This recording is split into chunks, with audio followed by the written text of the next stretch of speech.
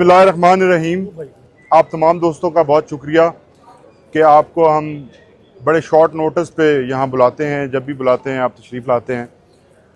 इस जुल्म और जबर के दौर में सिर्फ आप ही हमारी आखिरी होप हैं कि आप लोगों तक सच पहुँचा रहे हैं। इस पे पाकिस्तान तहरीक इंसाफ और पाकिस्तान तहरीक इंसाफ की सारी लीडरशिप और उनके वर्कर्स आपके मशकूर हैं। आप सबको मालूम है कि 9 मई के केसेस लाहौर हो, फैसलाबाद हो या सरगोदा हो या रावलपिंडी हो, वहाँ पर जिस रफ्तार से चलाए जा रहे हैं और जिस तरह से सारा लीगल प्रोसेस बुलडोज किया जा रहा है वो आप सब लोग जानते हैं। और इस बुलडोज करने के पीछे जो बड़ी वजह है वो भी आपको हमने बार बार बताई है, लेकिन फिर से एक दफ़ा बता दूं कि इसका मकसद सिर्फ ये है कि वो लोग जिन लोगों ने उस वक्त प्रेशर के नीचे आकर प्रेस कॉन्फ्रेंस नहीं की थी और खड़े रहे थे, उनको सज़ा देने के लिए ये सारी प्रोसिक्यूशन का एक झूठा मुकदमा जो है वो हर तरफ खड़ा किया गया है, जिसमें आपको याद होगा कि इस्लामाबाद के अलावा पिंडी, गुजरांवाला, फैसलाबाद, सरगोदा और लाहौर, इसमें इनके 2 मरकज़ी गवाह हैं। उन 2 मरकज़ी गवाहों की गवाही के ऊपर एक ATC सरगोदा ने सारे जिन लोगों ने केस को फेस किया, ट्रायल को फेस किया, उन्हें एक्विट कर चुकी है।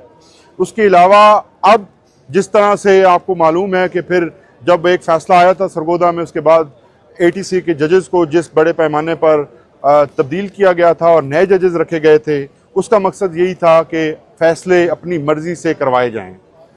हम तमाम जजेस से पहले भी आपको ये गुजारिश आपके तवज्जुह से कर चुके हैं कि हम इंसाफ की तवक्को रखते हैं। हम सिर्फ इंसाफ चाहते हैं।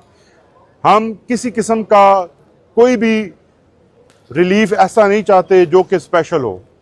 हमारे कायद की तरफ से हमेशा यही कहा जाता है कि हम सिर्फ इंसाफ चाहते हैं।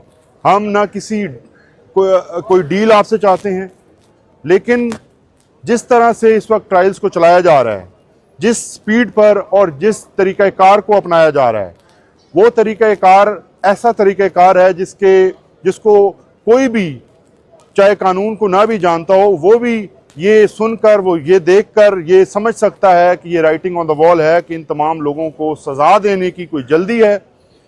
प्रोसिक्यूशन को ऐसी क्या जल्दी थी, फिर सवाल है हमारा पूरी कौम से, और इस प्रोसिक्यूशन से कि क्या जल्दी थी आपको कि एहराम के अंदर एक तफ्तीशी आपके मक्का मुकरमा में मौजूद थे और आपने उनसे झूठा हलफ लिया, जो हलफ देने से उन्होंने इनकार कर दिया।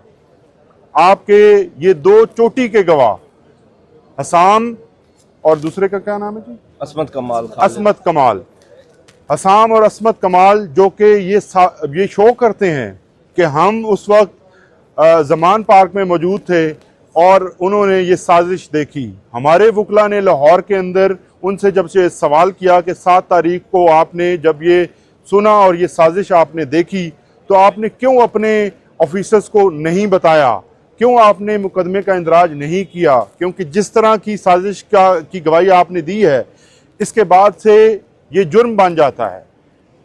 अगर ये जुर्म हो चुका था 7 मई को तो क्यों आप खामोश रहे, क्यों आपने किसी भी तरह से कोशिश नहीं की कि आप इस जुर्म को होने से रोकें। इसकी वजह यह है कि ये लोग वहाँ थे ही नहीं और वहाँ ऐसी कोई साजिश रची ही नहीं, ना कोई साजिश थी, ना कोई प्लान था। ये सब एक रिएक्शन था कौम की तरफ से अपने कायद इमरान खान की गिरफ्तारी पर, जिस तरह से उनको इस्लामाबाद में गिरफ्तार किया गया। तो ये बाद में इनको ख्याल आया है, कभी अगस्त में ये बयान दिलवाते हैं और कभी मार्च 2024 में ये बयान दिलवाते हैं। एक तरफ ये साजिशी जिनको लाहौर के अंदर इनकी तादाद 14 बताई जाती है, सरगोदा के अंदर इनकी डिफरेंट तादाद है, और फिर फैसलाबाद के अंदर इनकी और तादाद है, और रावलपिंडी के अंदर ये 57 हो जाते हैं। तो इनके आपस के ये 2 अशखास के बयान हर जगह पर डिफरेंट हैं। और फिर जिस तरह से हमारे तमाम लॉयर्स ने उन पर जरा की है, उन्होंने ये केस ख़त्म करके रख दिया है। अब इस केस के अंदर जजेस के लिए इन तमाम सियासी वर्कर्स को और कायदीन को सज़ा देना नामुमकिन होगा।